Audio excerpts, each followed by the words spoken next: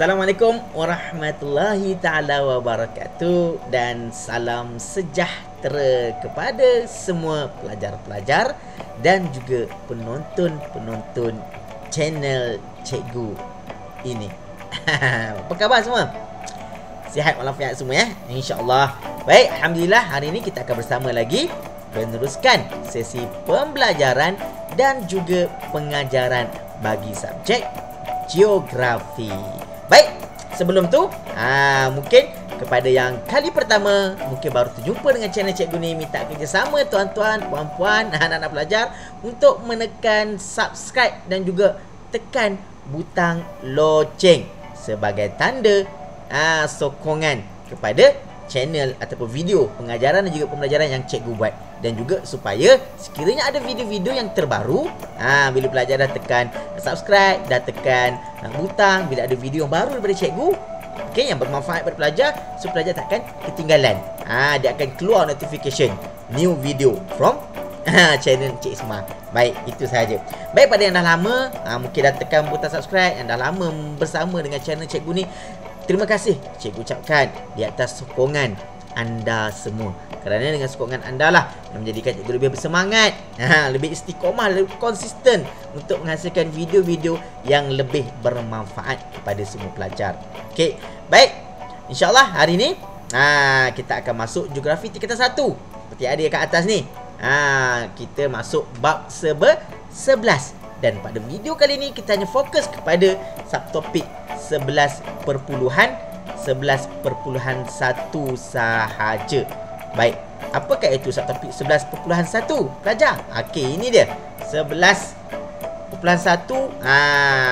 Bab 11 adalah geografi kawasan, iaitu penduduk dan juga pertempatan di Asia Tenggara. Dan subtopik 11.1 kita hanya nak melihat, pada video kali ini kita hanya nak fokus kepada menjelaskan dengan contoh taburan penduduk di Asia Tenggara. Bab ni dia ada dua sahaja subtopik dia, ataupun standard pembelajaran dia, iaitu 11.1 dan juga 11.2. Dan video pada kali ini kita hanya fokus 11.1 saja untuk kita menjelaskan dengan contoh taburan penduduk di benua Asia Tenggara.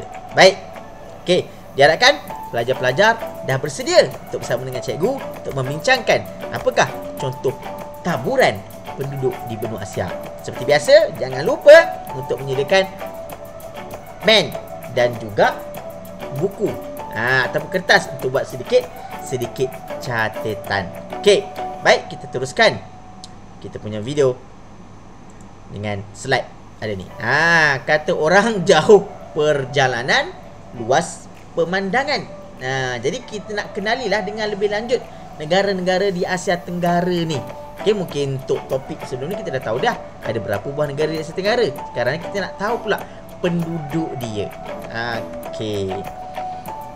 Baik, sebagai sedikit pengenalan jumlah penduduk di benua Asia Tenggara ni pada tahun 2017.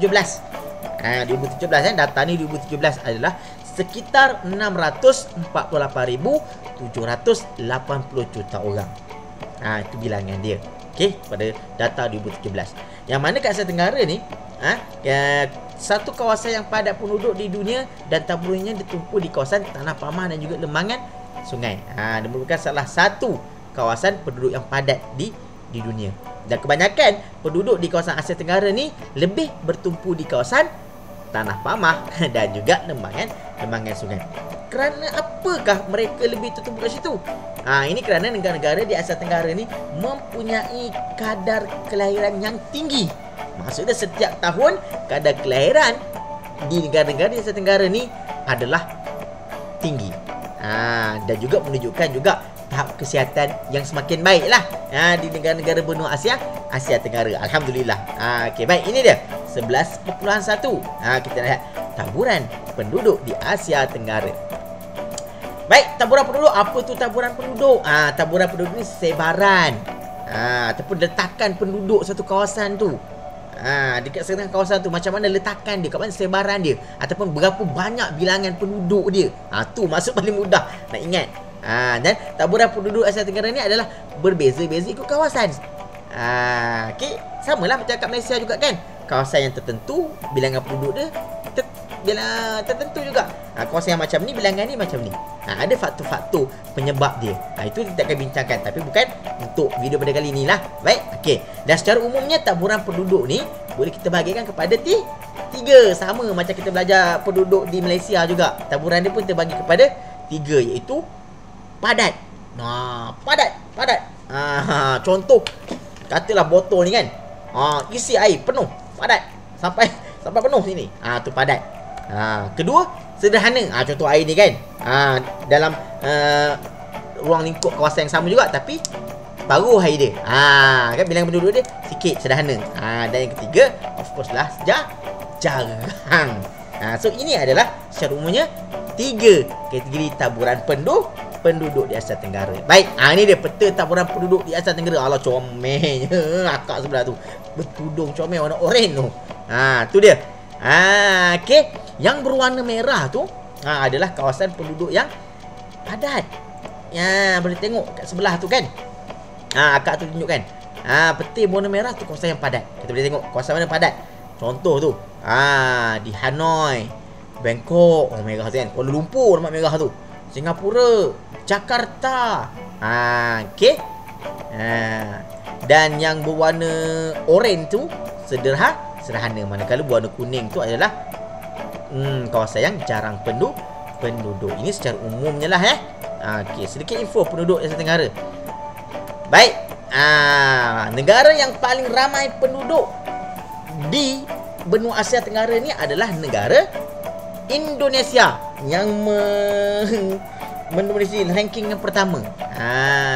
Lepas Indonesia, negara yang kedua terbanyak adalah negara Filipina. Okey, mungkin dalam ni tak tulis secara tu. Okey, negara yang paling kurang penduduk, negara Brunei, paling sikit.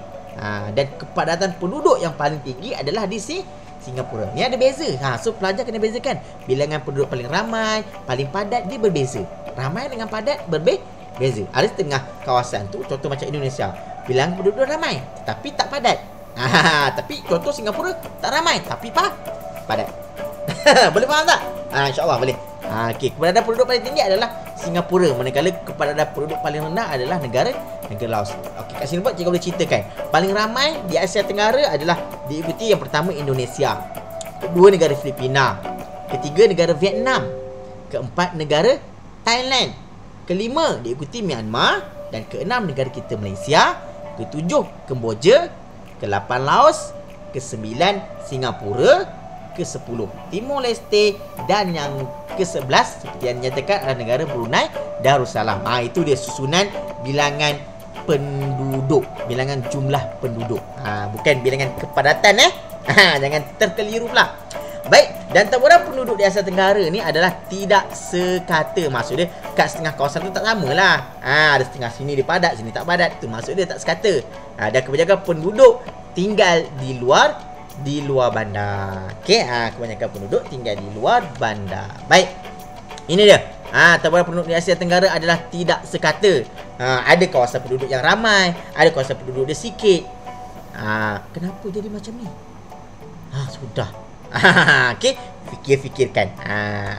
Baik. Kita masuk yang pertama, kawasan penduduk padat. Apakah yang dimaksudkan dengan kawasan penduduk padat ni? Tengok sebelah tu dah bagi tahu dah. Biasanya kawasan penduduk padat ni adalah kawasan ibu negara. Ibu negara. Kenapa dah ibu negara? Kawasan utama, kawasan tumpuan. Bila jadi kawasan tumpuan, ramai pergi situ, jadi padat lah. Mudah saja. Dan juga berkawasan bandar utama. Yang mana kat kawasan ni ada banyak peluang pekerjaan, kemudahan dia lebih baik, lebih selesa, yang lebih lengkap. Jadi kat situ dah menjadi kawasan tumpuan penduduk. Dan apabila kawasan tu jadi kawasan tumpuan penduduk, secara tidak langsung disitulah kawasan yang berpenduduk padat. Okey. Selain itu juga kawasan delta yang bertanah pamah, yang subur dengan aktiviti pertanian, yang kawasan yang rata, mudah untuk membina kawasan perumahan atau membina kemudahan-kemudahan yang lain, juga menjadi kawasan pilihan penduduk untuk membina pendapatan ataupun menjalankan aktiviti-aktiviti ekonomi seperti pertanian. Contoh dalam slide tu menanam padi. Kawasan pinggir pantai pun ada juga kawasan pinggir pantai yang padat. Bukan tak ada, ada. Okey, tapi tak semua kawasan. Kawasan yang tertentu sahaja. Yang mana yang membolehkan penduduk menjalankan pelbagai kegiatan ekonomi. Sama ada perikanan ke, pelancongan ke. Okey. Contoh kawasan di pantai barat semenanjung Malaysia. Tu kawasan padat. Pulau Jawa di Indonesia padat. Bangkok di Thailand itu kawasan yang penduduk padat. Itu contoh kawasan. Jadi kalau keluar soalan boleh bagi 3 contoh ni. Okey. Ini dia. Nampak tu. Bandar Bangkok di Thailand berpenduduk padat 9.3 juta orang. Tengok tu. Tengok gambar pun dah tahu dah. Bangunan tinggi-tinggi, ramai orang di situ. Ni. Kota Jakarta. Nampak. Ramai tu kan. Indonesia berpenduduk padat 10.5 juta orang. Okey. Yang kedua, kawasan berpenduduk sederhana. Biasanya kalau bandar utama, kawasan ibu negara padat, kawasan pinggir bandar yang bersebelahan dengan kawasan bandar-bandar utama ataupun kawasan bandar-bandar yang baru dibuka, itulah kawasan yang sederhana sebab baru buka kan. Sederhana. Selain itu kawasan pertanian seperti penanaman padi dan kawasan pelancongan pun kawasan yang sederhana. Kalau kat Malaysia ni kawasan penanaman padi ni dekat Kedah Perlis. Kan dekat Dataran Kelantan. Kan kawasan pelancongan pula dekat Cameron Highland, kat Genting Highland. Walaupun kawasan tu kawasan tanah tinggi, berbukit, tapi kawasan-kawasan pelancongan, kawasan pertanian, dia jadi kawasan yang penduduk dia sederhana. Tu seperti contoh kalau pantai timur semenanjung Malaysia. Okey, dah sebut tadi kan. Pinggir pantai Arakan Nyoman dan juga pinggir sungai Mekong. Ini dia. Dekat Thailand, pasar terapung di pinggir sungai Mekong. Jadi kawasan yang berpenduduk sederhana. Kawasan penanaman padi pun sama juga. Okey, yang cikgu sebut tadi kat Malaysia kawasan dataran delta Kedah Perlis. Delta pula. Okey. Baik, itu. Dan seterusnya yang ketiga. Yang terakhir, kawasan yang berpenduduk jarang. Tadi padat kawasan bandar utama, kawasan bandar-bandar ibu negara. Sederhana tadi pinggir bandar atau kawasan pertanian yang subur. Jadi kawasan penduduk jarang ni pula macam mana? Kawasan pedalaman berhampiran dekat dengan hutan-hutan. Mempunyai penduduk yang jarang kerana darjah ketersampaian. Apa tu darjah ketersampaian? Okey, mungkin yang lupa tengok darjah ketersampaian ni adalah satu tahap kita nak sampai kat kawasan tu. Susah ke senang? Kalau darjah ketersampaian rendah, mana susahlah kita nak sampai kat situ. Kenapa susah? Mungkin jalan dia tak cukup baik ke, tak cukup besar, ataupun mungkin tak banyak kenderaan awam yang lalu nak masuk situ. Itu menyebabkan kadar ketersampaian dia rendah. Baik, kat kawasan ni hutan dia tebal, kekurangan kegunaan asas. Bagi tahu tadi kan, bila kawasan hutan tebal, kegunaan asas berkurang, jalan raya yang ada just jalan raya yang basic, yang standard, bekalan air, elektrik, itu saja. Jadi tak ramai lah orang yang suka duduk kat situ. Tetapi ada orang, tapi tak ramai. Itu yang menjadikan dia sederhana. Selain itu juga ni, bentuk muka bumi yang bergunung ganang dan berbukit bukau.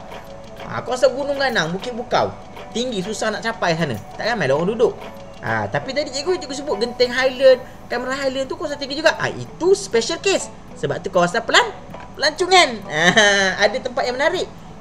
So kemudahan pun selesa. So orang nak pergi. So jadi sederhana. Tapi yang ni lebih merujuk pada kawasan bentuk muka bumi yang bergunung ganang, yang berbukit bukau, yang tak sesuai dengan untuk membina pertempatan, yang tak ada kegiatan ekonomi pertanian ataupun kegiatan ekonomi pelancongan yang menarik.